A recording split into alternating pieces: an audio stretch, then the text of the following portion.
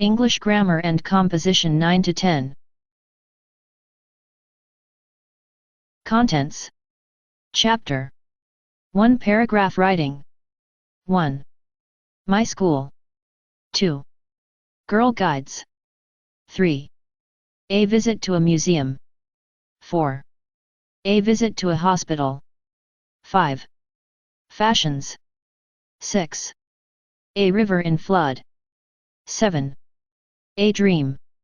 8. How to Keep Our Town Clean. 9.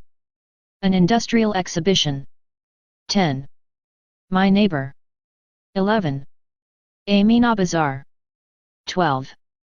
A Road Accident. 13. Pakistani Women. Exercises with hints. 1. A Fortune Teller. 2. Basant. 3. A Picnic. 4. A Street Quarrel. 5. A Visit to an Historical Place. 6. A Visit to Daizu. 7. Allama Iqbal. 8. The Teacher I Like the Best. 9. A House on Fire. 2. Story Writing. Introduction. Specimen. 1. Kindness of the Holy Prophet, peace be upon him. 2. Robbers turn good citizens. 3. The donkey trapped in his own trick. 4. The foolish stag. 5. A friend in need is a friend indeed.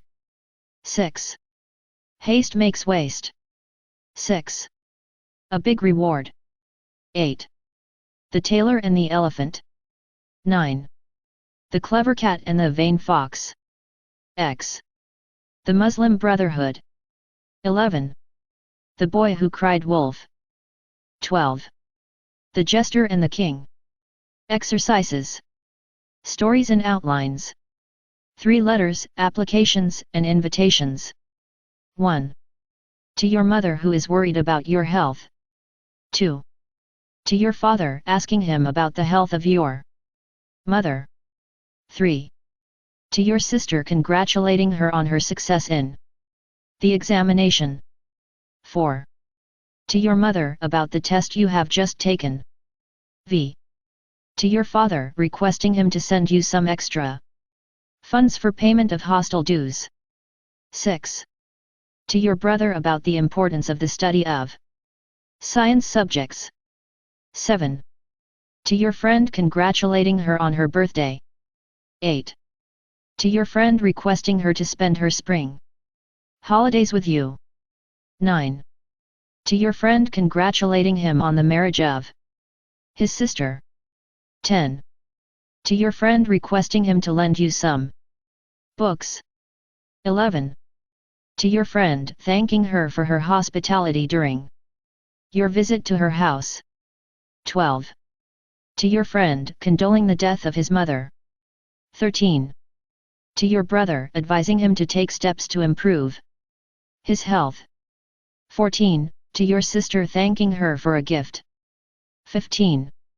To your friend thanking him for the books he lent to you. Invitations. Acceptance and refusal. Applications. For leave. For grant of fee concession or stipend. For character certificate. For a job. Letter to a bookseller to send you some books. For dialogue writing. Examples. Between a teacher and a student. Between 2 students regarding prayers. Asking one's way. Between a brother and a sister concerning time. Between a tailor and a customer. 5. Comprehension of a passage. Solved examples. Exercises. 6. Essay writing. My last day at school. Sports and games. My house. Courtesy. Libraries. Health. The monsoon or a rainy day. A scene at the railway station. A hockey match. A cricket match. A true Muslim. Life in a big city. Village life. Television. A visit to a hill station. Quaid-e-Azam Muhammad Ali Jinnah. Boy Scouts. Essays and outline. My favorite book. My ambition. My hobby. Our school canteen. My best friend. Exercise. 7. Translation. Table of question words. Conjugation of verbs. Introductory at, and, there. Use of is, am, are, and, was, were. Use of has, have. Use of had. Present indefinite tense, active voice. Present continuous tense, active voice. Present perfect tense, active voice. Present perfect continuous tense, active voice. Present indefinite tense, passive voice. Present continuous tense, passive voice. Present perfect tense, passive voice. Past indefinite tense, active voice. Past continuous tense, active voice. Past perfect tense, active voice. Past perfect continuous tense, active voice. Past indefinite tense, passive voice. Past continuous tense, passive voice. Past perfect tense, passive voice. Future indefinite tense, active voice. Future continuous tense, active voice. Future perfect tense, active voice. Future perfect continuous tense, active voice. Future indefinite tense, passive voice. Future perfect tense, passive voice. Paragraphs. 8. Grammar. Parts of speech. Pair of words. 9. Vocabulary. Chapter 5. Comprehension of a passage. Comprehension of a given passage means a complete understanding of it. We are required to answer certain questions at the end of the passage to show that we understand it. To answer these questions correctly, we should 1. Read the passage carefully till we understand it well. 2. Understand the given questions clearly. 3. Answer the questions in the same tense and person as used in the passage. Here are some solved examples. Read the following passage and answer the questions at the end. 1. One day a wolf felt very hungry. He wandered here and there in search of food. But he could not find anything to eat. At last he saw a flock of sheep grazing in a pasture. He wanted to eat one, but they were guarded by a hound. The shepherd's son was also tending the flock vigilantly. The wolf found himself helpless. At last he hit upon a plan. He hid himself in the skin of a sheep and safely went into the flock. The hound could not find out the wolf in disguise. He killed a sheep and ate it without being caught. In this way he ate up many sheep and their number began to fall every day. The shepherd was greatly worried but could not find out the thief. Questions. 1. Why did the wolf wander about? 2. Did he find anything to eat? 3. Why was the wolf helpless? 4. How did he get into the flock? 5. Why was the shepherd worried? 6. Did he find out the thief? Answers. 1. The wolf wandered about in search of food. 2. No, he did not find anything to eat. 3. The wolf was helpless as the flock was guarded by a hound. 4. He put on the skin of a sheep and went on to the flock unchecked. 5. The shepherd was worried as the number of sheep began to fall every day. 6. No, he did not find out the thief. 2. On a hot summer day a fox felt very thirsty. He went about in search of water but could not find water. At last he reached a well. He peeped into it. Unfortunately, he slipped and fell into the well. A goat happened to pass by the well and looked into it. "What are you doing here, uncle?" The cunning fox replied, "Dear niece, I am enjoying a swim down here. It is very pleasant, come down and enjoy yourself too." The goat was also thirsty, she jumped into the well. Questions. L. What happened to the thirsty fox? 2. Who passed by the well just then? 3. What did the goat do? 4. What did the goat say to the fox? 5. What did the fox say in reply? 6. Why did the goat jump into the well? Answers.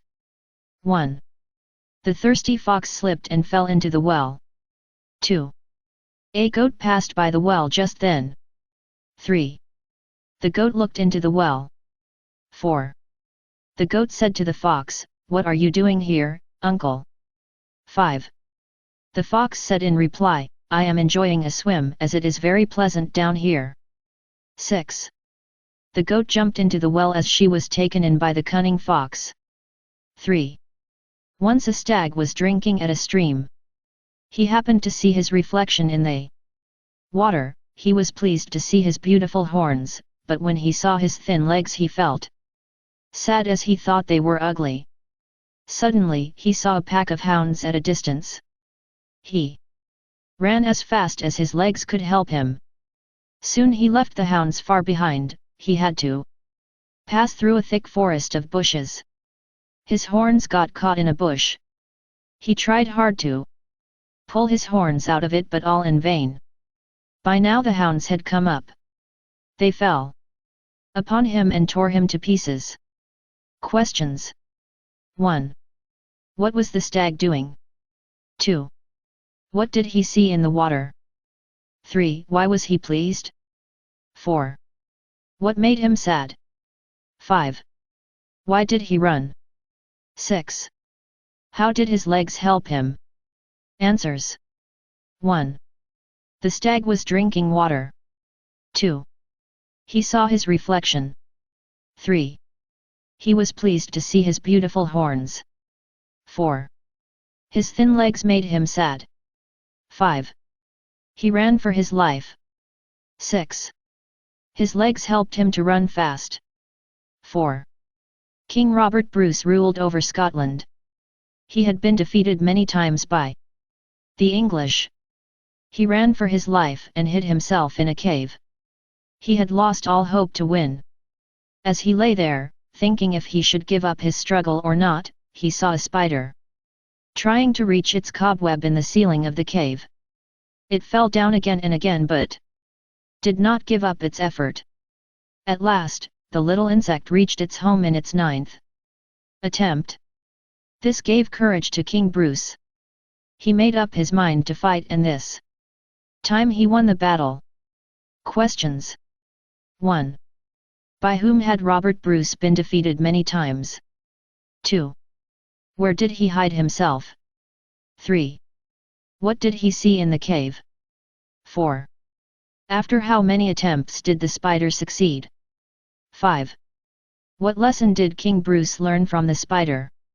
Answers. 1. King Robert Bruce had been defeated by the English army many times. 2. He hid himself in a cave. Why? 3. He saw a spider trying to reach its cobweb up in the ceiling of the cave. 4. The spider succeeded after making 9 attempts. 5. King Bruce learned the lesson, try again till you succeed. 5. For 3 years, the master and all his relatives lived in this valley. Many of the Muslims too joined them. All supplies to the valley were cut off. The Makkans saw to it that no food or drink reached the Banu Hashim. The poor Banu Hashim had to live on the leaves and roots of trees and bushes. The condition of children was particularly pitiable. At last, some kind-hearted Makkans took pity on the Banu Hashim. They tore to pieces the agreement hanging in the Kaaba. The hunger-stricken Banu Hashim were thus able to come back to their homes. Questions. 1. Who lived for 3 years in the valley? 2. Who joined the master and his relatives? 3. What did the Makkans do? 4. How did the Banu Hashim live? 5. What was the condition of the children? 6. Who took pity on the Banu Hashim? Answers. 1. The master and all his relatives lived in the valley. 2. Many of the Muslims joined them. 3. The Makkans cut off the supplies of food and drink to the Banu Hashim. 4. They lived on the leaves and roots of trees. 5. The condition of the children was pitiable. 6. Some kind-hearted Makan leaders took pity on them. 6. We see a kind of milk in tins. It is powdered milk. All the water in this milk has evaporated. When fresh milk stays in a dish for a little time, the thick part of the milk comes to the top, it is the cream of the milk. From this cream people make butter. If milk with the cream on it is made into powder, it is called full cream milk. Powder. When something floating is taken off the top of a liquid, we say it is skimmed. When the cream is skimmed from the milk, the thin milk that stays is called skim milk. Skim milk is a good milk, but it has no fat in it. It is not good for very young babies. Questions. 1. Is the milk in tins powdered or liquid? 2. What becomes of the water in the milk? 3. What comes to the top of the fresh milk when it stays a little in a dish? 4. What does the thick part of the milk have in it? 5.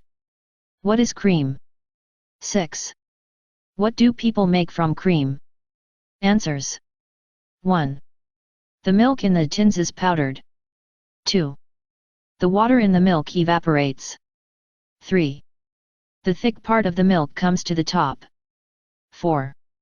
The thick part of the milk has fat in it. 5. Cream is the fat of the milk which comes to the top of it. 6. People make butter from cream. 7.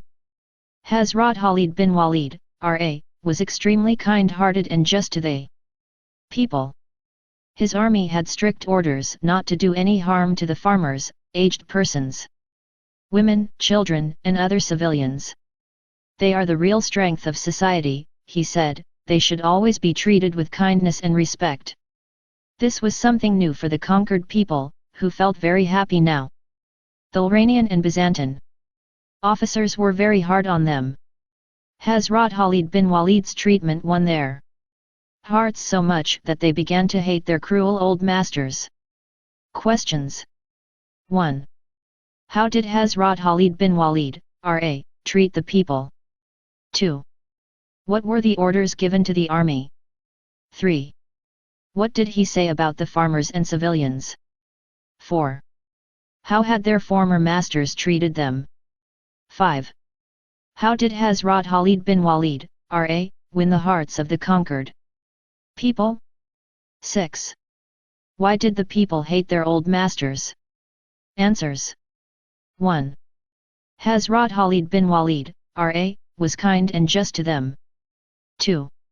He had ordered his army not to harm the farmers or the civilians. 3. He said, they are the real strength of society. 4. Their former masters had been hard on them. 5. He won their hearts with kindness. 6. The people hated their former masters for their unkind treatment. 8. The age of steam has yielded place to the age of electricity. We have harnessed and introduced it into the service of man. The electric telegraph bears our message to and brings us news from all quarters of the world. Submarine cable does its own work all right. Who is not familiar with the electric bell? Who has not used telephone? Who is not enjoying electric light? Electric motors, wireless telegraphy, electric railways, electric modes of construction and destruction all attest to the great power of electricity. Electricity has developed modern industry and has created many industries. It has enabled man to conquer land, sea, and air. Questions. 1. Why do we call the present age the age of electricity? 2. Which age has yielded place to the age of electricity? 3. How do we send and receive messages? 4. State some important uses of electricity. 5. What do you think is the future of electricity? Answers. 1. We call the present age the age of electricity as a lot of things are done with the help of electricity. 2. The steam age has yielded place to the age of electricity. 3. We use telegraph, telephone, and wireless to send and receive messages. 4. Railways, factories, and mills work with the help of electricity. 5. Electricity promises a bright future for mankind. 9. A man is known by the company he keeps. A good student should avoid the company of those who keep playing all the time. Many students miss their classes and seldom do their homework because some other fellow students do the same. There are hard-working students also who work while others play. They know when to study and when to play. They play when it is time to play.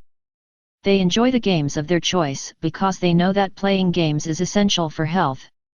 A sick student is not so quick in learning his lesson as a healthy one. Questions. 1. What kind of company should a good student keep? 2. Why do some students miss their classes? 3. Why do good students enjoy good health? 4.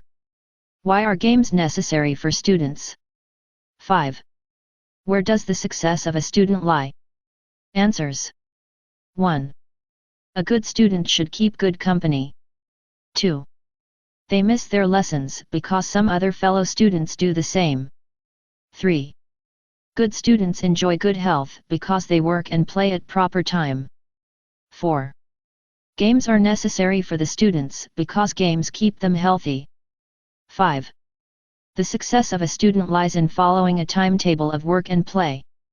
10. Newspapers keep us constantly in touch with the whole of mankind.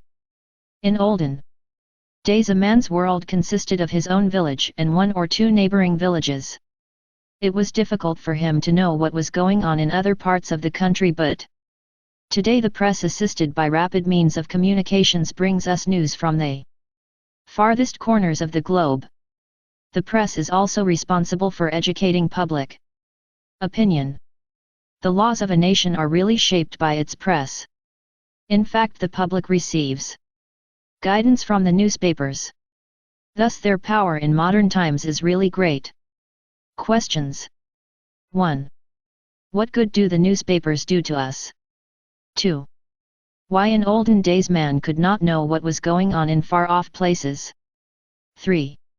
What is the responsibility of the press today? 4. How are the laws of a country shaped nowadays? 5. How are newspapers a source of public guidance? 6. What is your opinion about the power of the press? Answers. 1. Newspapers keep us in touch with the whole of mankind. 2. In olden days man could not know what was taking place at distant places for want of means of communications and newspapers. 3. Today the press is responsible for educating the public opinion. 4. Newspapers play a great part in shaping the laws of a country. 5. Newspapers bring us full information relating to all aspects of the society. 6. Press has great power. Exercise 1. About 60 years ago, the question of choosing a profession was not taken up seriously. A son generally followed the trade of his father. But nowadays one can take up a trade one likes. The students who make the right choice of profession are always successful. For the right choice of a profession, there should be some definite aim. The students who do not have any definite aim suffer a lot in the end, as they have also a difficulty in finding an employment. In choosing a profession, the teacher and the parents play a very important part. The teacher keeps an eye on his pupils. He studies their habits, so he can put his pupils on the right path of life. Questions. 1. What were the conditions about the choice of a profession 60 years ago? 2. Why did the people not choose the profession seriously? 3. Can a student of the present times choose his profession freely? 4. What is the advantage of a right choice of a profession? 5. How can a student choose his profession rightly? 6. What will be the difficulty of a student who is reading without a definite aim? 7. How can a teacher help his pupil in making a choice of profession? Exercise 2. Making pottery on the potter's wheel is called throwing. The thrower is a very skillful workman. But there is another method of shaping articles out of clay. Molding. A plaster mold is made and the clay is pressed into it. This is a quicker and less difficult way and must be used to make things like handles, but all the most beautiful pottery is thrown. When a piece of pottery is taken off the wheel, it is put aside to dry, after which a design may be painted on it with special colors that will stand great heat. It is then ready to be fired. This is done in a large oven or kiln. The pieces of pottery are placed in earthenware tubs called sagar so that the flames cannot touch the pottery. Questions. 1. What is throwing? 2. What is the other method of shaping articles? 3. What is the advantage of molding? 4. How does the potter make designs on the pieces of pottery? 5. How is pottery baked in fire? Exercise 3. The Sultan sent agents to all parts of the East to buy rare manuscripts, and bring them back to Cordova. His men were constantly searching the booksellers' shops at Cairo, Damascus, and Baghdad for rare volumes for his library. When the book was not to be bought at any price, he would have it copied, and sometimes even hear of a book which was only in the author's mind, and send him a handsome present and beg him to send the first copy to Cordova. By such means he gathered no fewer than 400,000 books, and this at a time when printing was unknown, and every copy had to be painfully copied in the fine clear hand of the professional copyist. Questions. 1. Why did Sultan send his agents to all parts of the East? 2. Where and what for they searched the booksellers' shops? 3. What would he do when any book was not to be bought at any price? 4. What would he do when the author had not yet written the book? 5.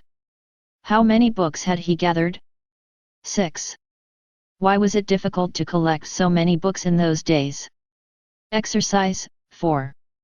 Musa was in chief command, and the gates were in his charge. They had been barred when the Christians came in view, but Musa threw them open. Our bodies, he said, will bar the gates. The young men were kindled by such words, and when he told them, we have nothing to fight for but the ground we stand on, and without that we are without a home or a country, they were ready to die with him. With such a leader, the Moorish cavaliers performed feats of bravery in the plain which divided the camp from the city. Questions. 1. Who was the chief commander and what was in his charge? 2. When were the gates barred? 3. Who threw them open? 4. What did Musa say? 5. What effect had his words on the young men? 6. What divided the city from the camp? Exercise 5. Early rising is a good habit as it gives us early start of our day's work. We gain time while the late risers are asleep. The early risers have another advantage also, and that is that they enjoy good and sound health. Those who are out of bed early have plenty of time to do their work carefully, steadily, and completely. They do not have to put off anything to the next day. The early riser is always happy, fresh, and smart. He enjoys his work, while those who get up late find their duty dull and dry and do it unwillingly. Early rising is therefore a key to success in life. Questions. 1. What kind of habit early rising is? 2. Why can an early riser do more work than the late riser? 3. Why does an early riser enjoy good health? 4. Why does a late riser find his work dull and dry? 5. What is the key to success in life? Exercise 6. Some ants are social insects. It means that they live in societies, cooperate with one another and do only the work assigned to them. They go out in search of food in an orderly fashion, marching in lines and columns like soldiers. Different groups of social ants have different jobs to do. They manage their affairs through division of labor. Some ants guard and protect their community. They fight the other insects who attack them or raid their colony. They are called soldier ants. Another group gathers food for the whole community.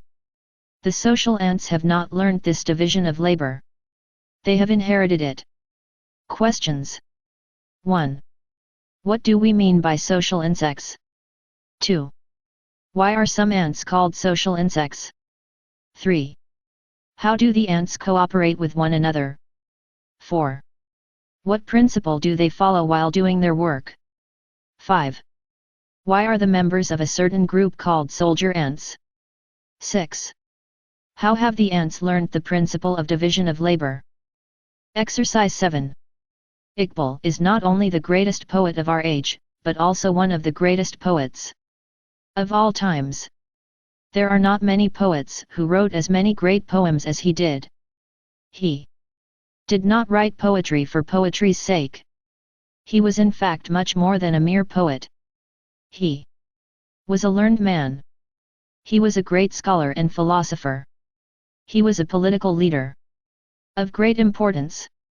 But more than anything, he was a Muslim who had a great love for God and his Prophet, peace be upon him.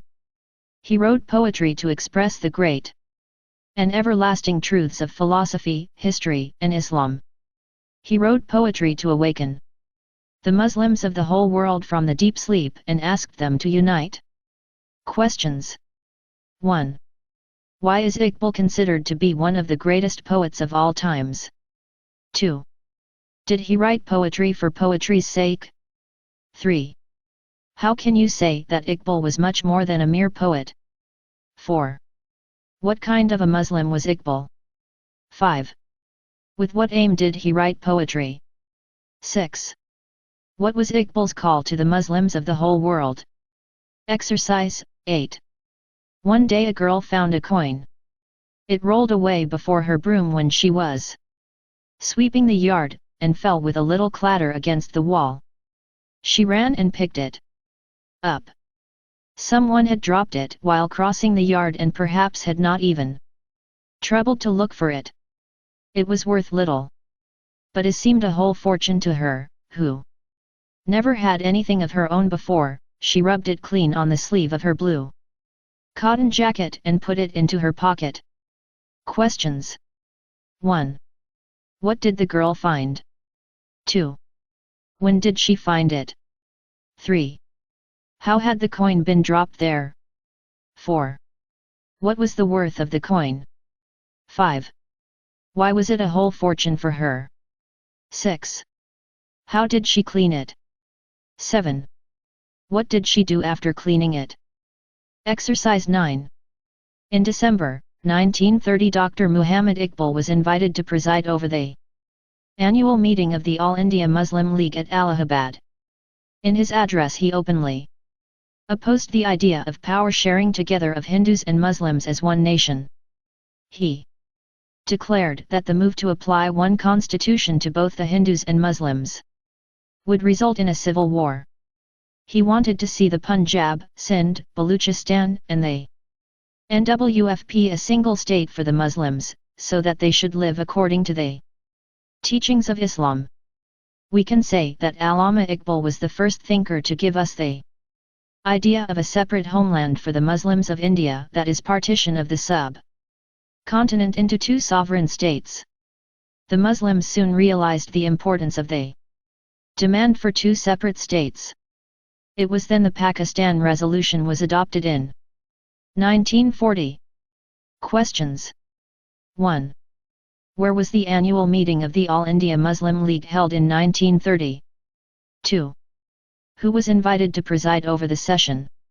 3. What idea did Allama Iqbal oppose? 4. Which provinces did he want to be included in the Muslim state? 5. On what grounds did he demand a separate state for the Muslims of India? 6. When was the Pakistan resolution moved? Exercise 10. The Indian National Congress was founded in 1885 by a liberal Englishman, Mr. A.O. Hume. He had joined the Indian Civil Service in 1849 and retired from service after shouldering different responsibilities. He had been watching the ugly law and order situation in the country quite frequently. He was of the opinion that the high-handed rule of the Britishers was paving way for any unexpected outburst of violence. His plan was to put a safety valve to minimize the mounting sentiments against the British rule. It was meant to provide an outlet which could ventilate the revolutionary spirit. Mr. Hume put his plan before Lord Dufferin. Questions. 1. Who founded the Indian National Congress? 2. Who was Mr. A.O. Hume? 3. When was the Indian National Congress founded? 4. Why did Hume think of founding this political organization? 5. With whom did he discuss his plan? Exercise 11. There was once a man whose doctor gave him medicine which was quite black. His servant, who was illiterate, made a mistake and poured out a dose of ink in place of the drug.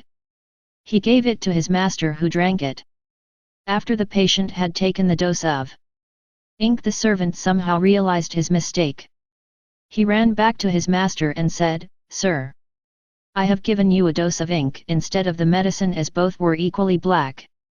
What should be done now?" The master replied softly, "Now give me a piece of blotting paper to swallow."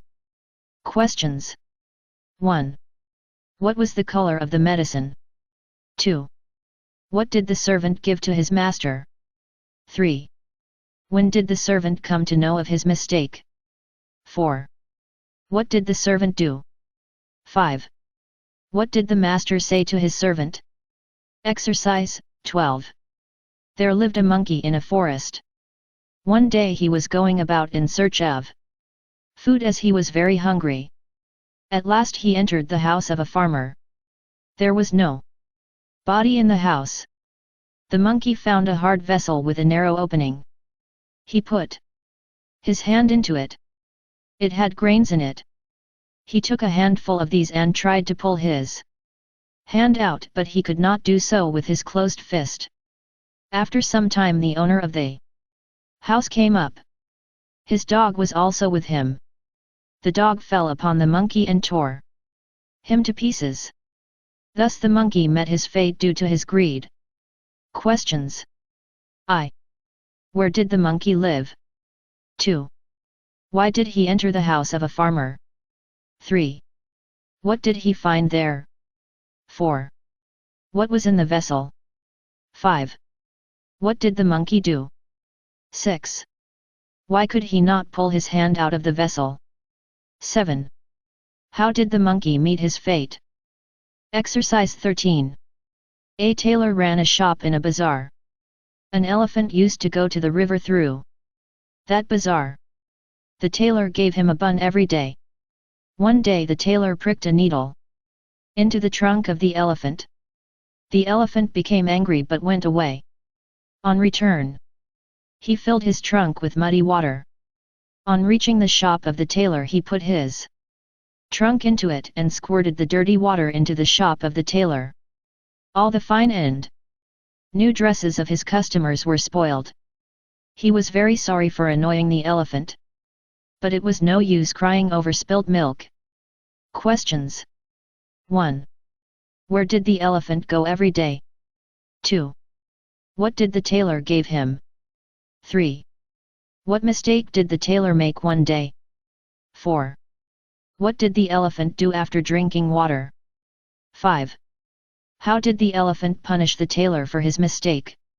6. What is the moral of the story? Exercise 14. A professional player is quite different from an amateur. His main aim is to make money. He plays the game to earn money or win a name. On the other hand, the amateur player has no such aim. He plays because he gets pleasure in playing games. not only give him recreation but also physical exercise. He enjoys good health and a sound physique. He plays the game as he should. He observes all the rules and regulations of games. The amateur player plays honestly. He becomes a disciplined gentleman and a responsible citizen. He accepts defeat but does not resort to cheating or other unfair means to win. If he wins a game, he feels happy but he is not sad at losing one. Questions. 1. What is meant by professional player? 2. With what aim does he play games? 3. What makes an amateur player a responsible citizen? 4. What qualities of true sportsmanship does a professional player lack? 5. How does an amateur player differ from a professional player? 6. How does an amateur player take his defeat? 7. Who plays a game for the sake of the game? Exercise 15. The camel is rightly called the ship of the desert. It is the best means of transport. In deserts, camels go slow. But they go on walking for hours on the burning sand and in the blazing sun. Camels carry heavy loads, much heavier in weight than any other beast of burden can. While the other animals' feet sink into the sand. Nature has made the feet of camel such that it is not at all difficult for it to walk on sand. The camel is superior to all other animals because it can go without food and drink for days and weeks. It can store food and water. Its hump is also a store of food, which the camels use when they get nothing to eat and drink for many days. In deserts, only bushes grow here and there and the camel can live on these. Questions. 1. Why is camel called the ship of the desert? 2. Is it for its speed that it is called the ship of deserts? 3. What difficulty do the other beasts of burden have to face while walking on the sand? 4. Why does a camel walk easily on the loose sand of the desert? 5. What special quality makes camel superior to other animals used for transport? 6. How does the camel go without food and water for days and weeks? 7. What does the camel generally live on?